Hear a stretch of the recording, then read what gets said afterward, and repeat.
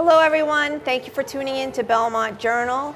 I'm your host and also Belmont Journal's news producer, Joanna Tzouvelis. And we are actually in Revere today. We are filming today's show in Revere because it happens to be a very special place for our special guest, who is Bob Upton, Belmont's Veteran Services Officer. Welcome, Bob. Thank you very much. Welcome to Revere. It's a great place to be at. It really is. We're sitting here at Revere Beach. Well, that's what we're going to be talking about today. Excellent. But first and foremost, Bob, you've been our Veteran Services Officer for about 7.5 years now. That's right. And you announced recently that you plan to retire. Right. May 30th will be Memorial Day. That'll be my last official function. It's not without some level of anxiety. This is going to be a job that is going to be one I'm leaving with a lot of mixed emotion. I really love the town of Belmont. I love the position that I have. I have enjoyed this position so much. I've met so many wonderful people in various places in the town government, in the school system, the veteran service organizations, the individual veterans themselves and their family members. There's just so much I could talk about. It's just that I'll always treasure those experiences. Well, I want to get into all of that with you, but let's talk about your background first and how you came to be the Belmont Veterans Services Officer. You actually have a military background yourself. I do. As a matter of fact, my dad and his 5 brothers were all combat veterans. They all served in World War II or Korea. I grew up in a veterans housing development in Revere, which was a veterans community. There were over 300 military families, or families of veterans that lived in that complex. I joined the National Guard in 1970. I was going to join the Army, but my father suggested I might want to try out the National Guard first, and then if I liked it, I could then enlist into the Army if that's what I wanted to do. But I stayed with the National Guard. As it turned out, I became an active Army recruiter. 4 years after, in 1974 to 1980, I was an Army recruiter. Tell me about that. Yeah, that was an interesting job. Really very, very interesting. I really had no idea what it was supposed to be about, but I quickly learned to talk to people about joining the National Guard, considering the military as an option, either for their education or just for the experience itself. And we had to enlist 8 people a month. We were on a quota. Really? It was very, very interesting. It was not an easy task, I will tell you. But at that time, it was just something that needed to be done. It was a job that needed to be done. I learned a lot from it, and I'll always treasure that experience too, because we learned a lot. And after that 6-year stint as an active Army recruiter, I continued on with the National Guard and retired as a Master Sergeant with 28 years service. From there, I got a job in the Postal Service. I worked in the Postal Service for over 25 years. As I said, I stayed within my National Guard service with both of them for that period of time. And when I finished up with the Postal Service, I got a job as a Yellow Ribbon Reintegration Program Specialist. It was a Department of Defense. That's a mouthful. I know, it really is, but I worked as a Department of Defense contractor. We worked with helping military family members, military service members when they came back home from a deployment on active duty. When they came back into civilian society, we helped them to reintegrate. We helped them to find jobs, get any legal, financial, or medical assistance they might need. We were always there for their family members while they were away. So that was another great opportunity for me to learn more about the benefits of serving in the military, but also to be able to help service members or their families if they had needs. It worked out perfectly for me to employ, utilize those skills and experiences as the Town of Belmont Veteran Service Officer. So I do come with a significant amount of experience to the job. Definitely. So what brought you to Belmont? Belmont, I just happened to see a part-time position, which I thought might be best suited for me to learn the job. I'm actually a licensed real estate broker, so I thought the two would work out pretty well. Oh, wow. And it did. But I quickly learned that the Veteran Service Officer job, it was not only about providing services and benefits to family members and service members, but it was really about, the holidays in Belmont, Memorial Day, Veterans Day, We created National Purple Heart Day for the town of Belmont. That was something you did under your That was something that I purview, did right? with Peter Tzouvelis and the director of the Belmont Public Library. The library staff acknowledged the importance of National Purple Heart Day. I had been talking about that holiday, and Belmont actually became a Purple Heart community during my service. I think that was in 2015. That's a big accomplishment. Yeah, that was great. I'm very proud of that. Yes, our town veterans appreciated that because we acknowledged that we have a significant veteran population in Belmont. We have over 600 veterans that live in the community, some of which are Purple Heart recipients. Some of them even have 2 Purple Hearts. Wow. Belmont is a very interesting community. I had heard that veteran may not be such a veteran-friendly community when I first got the job, but really? It's funny you would hear something like that, but I did hear that. It was quickly proven not to be the case at all. Belmont has been a very, very strong supporter of veterans and veteran issues. And That's good. I'm fortunate because of that. Why do you think of Belmont Veterans Service? Why do you think a Veteran Services officer is an important position? Oh, because we have had, as I said, we have 600 veterans that currently live in the town, but we also have a lot of spouses that need veterans benefits. Spouses are eligible for a range of veteran services and benefits. In fact, those that are living in public housing in Belmont, if their veteran spouse was a veteran, then that spouse is eligible for veterans benefits. Okay. Maybe a stipend if they needed that through a program known as Massachusetts Chapter 115, which many people are not aware of, but that's a state of Massachusetts benefit. Not every state has that, but the state of Massachusetts does. As the Veteran Service Officer, it's my job to make that program available, to promote it, to let people know that it's available. I think the biggest job that I have is to let people know that I exist, that veterans benefits do exist for them, but they know where to go to access them. And that has been a very positive development for me because I've been able to network throughout the different organizations in the town. My very first interaction was with the Belmont Senior Center. And I can't say enough about the Belmont Senior Center. Mm-hmm. Yeah. Nava and Dana and Diane and Janet, all of those folks have been so helpful to me.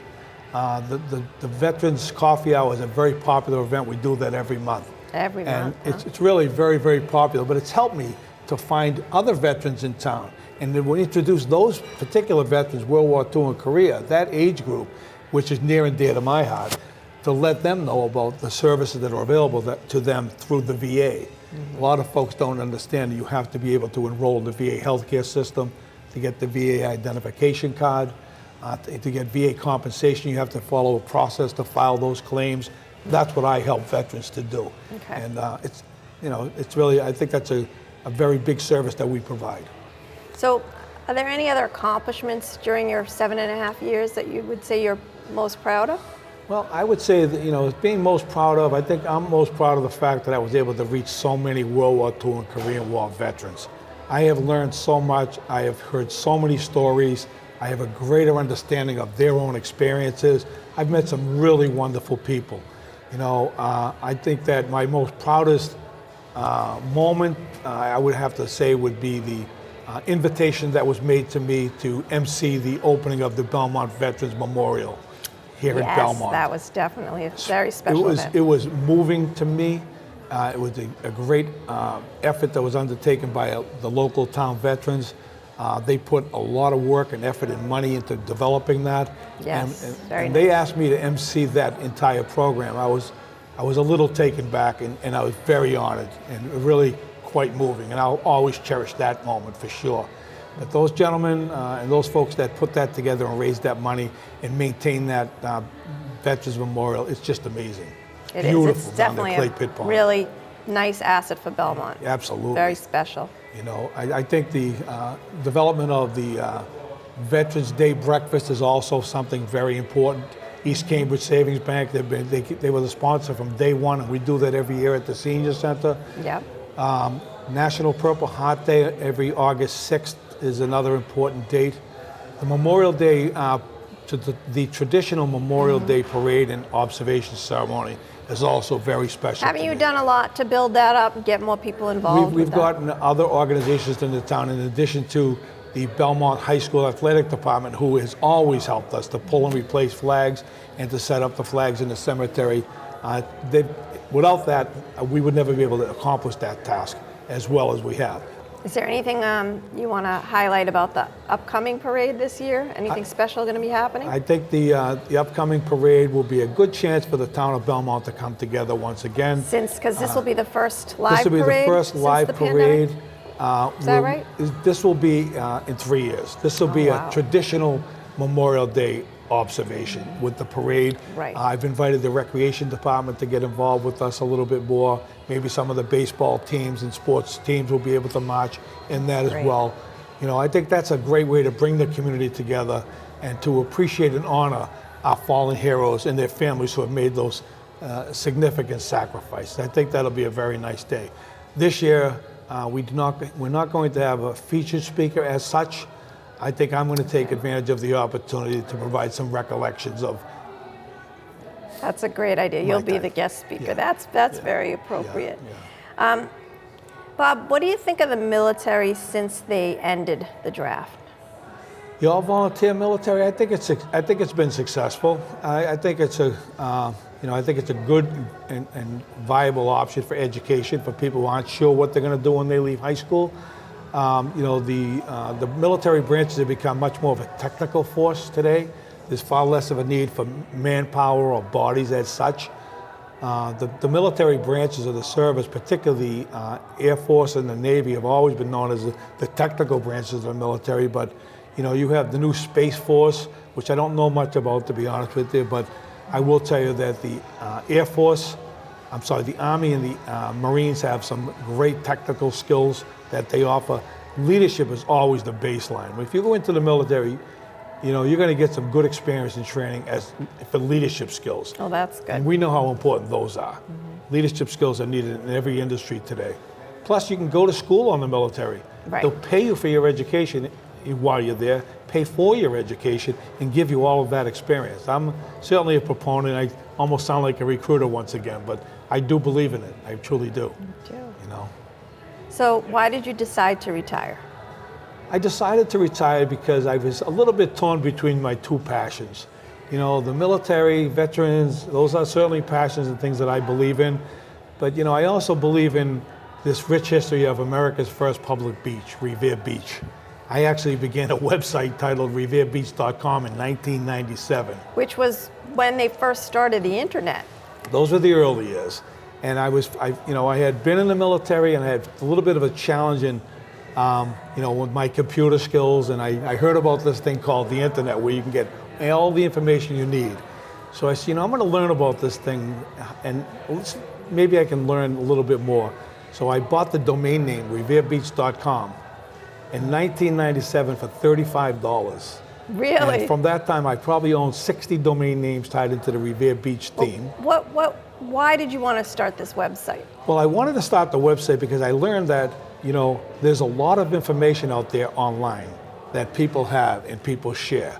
I could not only learn more about Revere Beach, but I could share what I've learned about Revere Beach online, which is why I created the website. Yeah. Since that time, we've had the development of social media. So, of course, I have Facebook, Twitter, Instagram, Revere Beach Images. Really? I mean, it's just it's taken kind of a life of its own. It's not that I put a lot of time and effort into it, but I do work with others to help me to build and maintain the different segments within the site. I have advertisers that want to advertise on the site, but I also like to share a lot of community information on the social media about events and activities that come about. I have a significant collection of photographs and written material on the history of Revere Beach. Where did you find all those? Well, I'm glad you asked me, because if you can see the book here, this book is titled Memories of Revere Beach. My dear friend and mentor, a man named Mr. Peter McCauley, he was a friend of my dad's, and a sweet, gentle man, very intelligent. We built a tremendous relationship. He used to do a 1-hour slideshow, History of Revere Beach. He gave that slideshow to me before he passed on. Yeah. He gave me his entire collection of written materials. Through him, I joined the Revere Society for Cultural and Historic Preservation, of which I'm currently the president of. It's a volunteer position. Not everyone would volunteer to do that, but I've been able to combine my own interest and passion with helping the organization, learn more about the history of not only Revere Beach, but different areas of the rich history of Revere itself. You know, Revere is an immigrant community. We're right next to the city of Boston. It's always been an immigrant community of Italians, the Irish, and the Jewish population. Are you Italian? I'm actually Irish and English. Oh, okay. I married an Italian girl, fortunately, because she loves to cook and I love to eat. No doubt about that. I have 3 grown daughters. My oldest daughter was just on Top Chef Amateur. And Really? She just won Top Chef Really? Amateur. You know, so I guess we're a passionate group. You know, it's just Well, it's a fun you have thing. roots in Revere. You were born and raised in I was Revere. born in Fort Benning, Georgia, on Columbus Oh, Day okay. in Columbus, Georgia. So how did you end up in Revere? We ended up in Revere because my father's family was from Revere. You know, this is where we were raised. He was raised in Revere. He was at Fort Benning at Advanced Infantry Officer School. And that's when my mother had me there. After all that, we came back to Revere. And Well, how has Revere changed since you were a kid? Revere has changed dramatically. You know, when I was growing up here, we had a population of 20 to 30,000 maybe. We're probably closer to 80 to 90,000 now of people that are residents here in Revere, but of all different makeup. There must be 50 different nationalities in this community. We're reaching out to them in the Historical Society because, you know, history and culture is important. There's a lot of different people that make up a community. We're all the same. We all want to live in a safe, you know, environment. We all want to have peace and happiness for our families. We have America's first public beach here. It's a 3-mile coastal area. People should enjoy this. We welcome people to come here.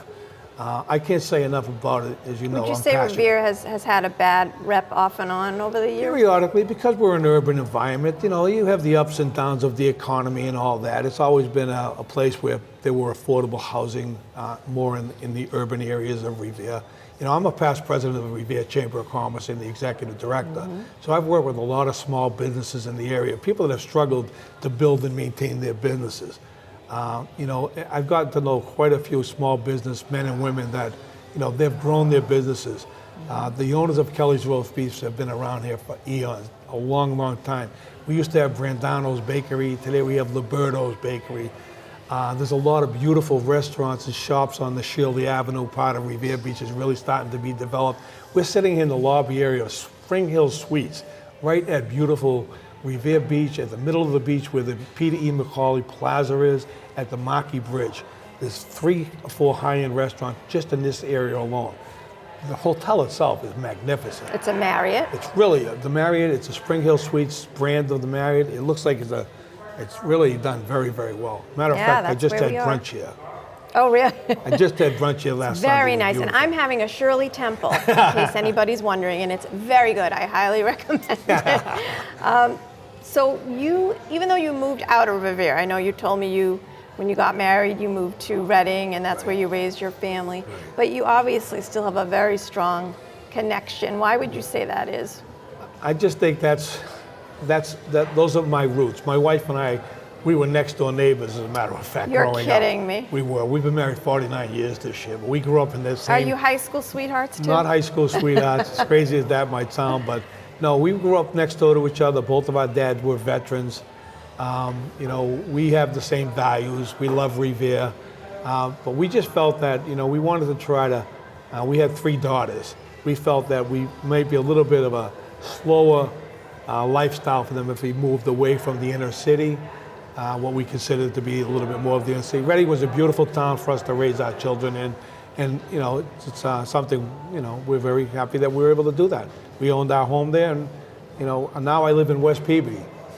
Can you share some of your memories of Revere Beach from when you were growing up? Sure. You know, when I was growing up, you know, many of us had part-time jobs down here at Revere Beach. We worked at Kelly's Roast Beef. We might have worked at some of the pizza shops and all of that. But, you know, a typical summer day for us would be, you know, we'd get up in the morning, we'd walk to Revere Beach. If we happened to have an extra 5 cents or 10 cents, we'd take the blue bus to Revere Beach. We'd come down Revere Street, and we'd all try to see if we could see the cyclone cars running, the roller coasters. And, you know, we'd walk the beach, and we'd hear the people that worked at all the different rides. We'd see the bumper cars or the Dodgems. My brother used to be one of the callers on one of the rides. When people would walk by, he'd say, "The hot rods on the inside. Everybody rides, everybody tries the hot rods. So come on down and give it a try, the hot rods." And they had all these people that said all these different things. But you had the Hippodrome, the Wild Mouse, the Virginia Rail, the Even Cyclone roller coaster. right? We had double carousels, single carousels. We had double carousels that the whole structure itself would turn, both the top and then the bottom. And the man that used to operate that ride, he used to start and stop the ride, and the cars would swing, and the people would scream. And then when they went away, he'd pick up all their money that he shook out of their pockets. That's just one of the funny stories that But actually how come used there to are no take more place. rides, right? The rides are gone because we have in-ground swimming pools, the automobile, public transportation. Revere Beach was the only place. It's where everybody could essentially walk to, But when you had the alternate forms of entertainment, the automobile, buses, just in-ground swimming pools, the color TV. People stayed home and watched TV. They didn't come to the beach and spend your time. Really? Back in the early years, the Italians used to take pots of gravy to the beach. They'd have their Sunday dinners at the beach with all their family. Wow. It was a great melting pot. What's it like now? Now it's a little different. You have all the different families still coming to the beach. You have the different nationalities. They gather in the different spots. You have the southern end of Revere Beach, the Shirley Ave area. You have the central city part of Revere, like where we are here. And then you have the northern end, the Point of Pines area of the beach, or the Oak Island area of the beach. So there's different segments. And each different nationality or each different neighborhood claims that as their own. Which one is your favorite or your own? My favorite was at the end of Revere Street where the Wild Mouse was. Bianchi's Pizza. It was just a great spot. You get a slice of pizza for 10 cents. It's still there? Bianchi's is there, but it's on the other side of Revere Street now. But, we used to play up against the wall. We used to play block ball on the beach. We'd play handball, block ball on the beach. We had a great time. You didn't need to have any money. We knew that if I knew that a certain girl was going to be down near the bandstand, that's where she hung around. If I had an interest in her, that's where I know she'd be, or if I knew that my friends were going to be in a separate place, that's where we would go. It was a great meeting place. And, the Jewish population of Revere used to have the bandstand. They called that Punk's Corner. Oh, really? That's just where that particular group hung around, So much history here. And, Definitely. I love to say memories are made every day at Revere Beach. They may be different than mine and yours, but they're no less important. Revere Beach is a great place for memories. So what can you tell me about your website? RevereBeach.com, it's a website that not only features Revere Beach, in fact, I like to say that it's a Revere Beach then and now, because we can talk about what it was like in the early years from the 1896 when it was established as America's first public beach to today. Today we do stories on what's happening at the beach today, the developments that are going on at the beach today. We have the Sand Sculpting Festival that's coming up in July. We have the Kite Festival that's going to be on May 15th. We do bocce on the beach. We're in our 14th year of conducting bocce on the beach. We raise $6,000 to $7,000 a year for the local Rumney Marsh Burial Ground Renovation Committee. That's another very important That's August 6th, you told me, yeah? August 6th. Yeah, we had $200 per team. We have a maximum of 28 teams. We provide food to the people that are on those teams. And that's all, again, to raise money for this Rumney Marsh Burial Ground restoration. We have 440 souls buried in the Rumney Marsh Burial Ground, which was established originally in 1893. Another very secret jewel, a secret treasure within the city of Revere's boundaries. People may not know too much about it, but believe me, it's a very important site with some notable Revere residents have been buried in there. Oh, really? Yeah. And then in September, you said there is another event, a trolley event? The trolley tour, we're going to be bringing back the trolley tour. The Historical Society is bringing back the trolley tour. We've had a 2-year hiatus, but we're going to be bringing that back with the new Office of Travel and Tourism with Revere. They're collaborating with us at the Historical Society. We're going to have 3 trolley tours that are going to be traversing the course from Revere Beach up to the museum and back with the 12 to 15 historical high points that we're going to visit. And we know that that's always another very, very popular event. So what are your retirement plans, Bob? You know, it doesn't sound like I'm going to be retiring anytime soon. I think my retirement plans are going to give me a little bit more time to spend with my 6 grandchildren and with my wife. We'll probably do more road trips. I'll continue certainly to do my Revere Beach stuff, but you know, I don't hunt, I don't fish. I'm not really an athlete as such. I do love to watch Boston sports, but honestly, I think it's going to be more time for the things that are, you know, more important to me at this stage. I will be 71 in October. Okay. You know, I don't like to slow down. I like to keep busy. I like to be involved, but I think I'm going to try to measure my time a little bit better. That's what I'll do with my time. But of course, you'll still be very involved with Revere. We know that. Yeah, yeah. And you know, I'm there for anyone in Belmont. I tell people all the time. I've given them my cell phone number. I encourage them to call me if they have a question. What will you miss most? What will I miss most? About your job in Belmont? What I think I'll miss most about my job in Belmont is the ability to help people.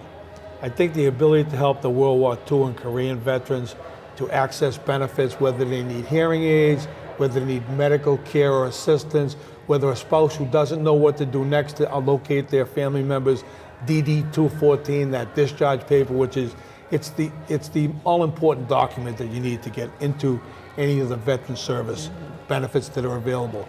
We can locate DD 214s for family members or veterans themselves.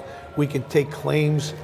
You know, I think helping people with answers to questions they have no idea how to answer is a very big, important thing that I can do and someone can do. You know, the benefits are out there. People don't know how to access them. I think that's the most important part of my job, is to be able to be an approachable resource, be able to provide help to people. I agree.